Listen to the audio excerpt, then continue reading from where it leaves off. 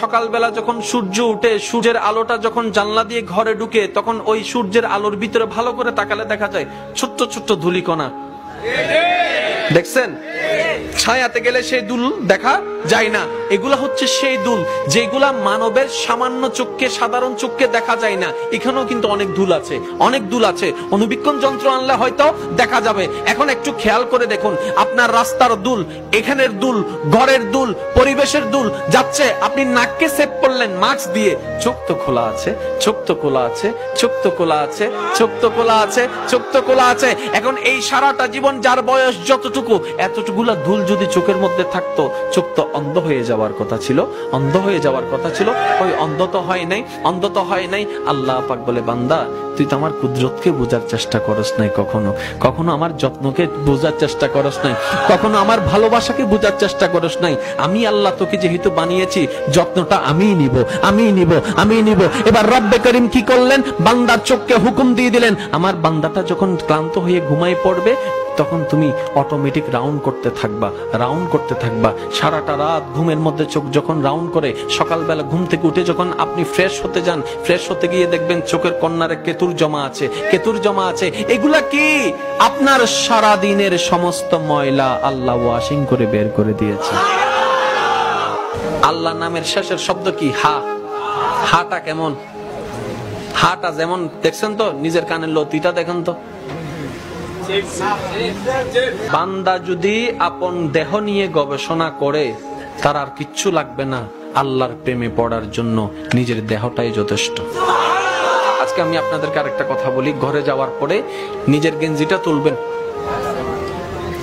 পেটের মধ্যে পশম আছে না? বুকে পশম আছে না? ভালো করে খেয়াল করে দেখবেন, আপনার পশমটা বুকে পেটে যেভাবে আল্লাহ দিয়েছেন, কিন্তু দুই পশম, আপনার এই পশমটা মাঝখানে একটা রাস্তা থাকে। এদিকে কোনো রাস্তা নাই, এদিকে কোনো রাস্তা নাই, ঠিক মাঝখানে একটা রাস্তা আছে। নিজের নাভিটা কখনো দেখেছেন? এই নাভিটা আল্লাহ কোন সিস্টেমে বানিয়েছে?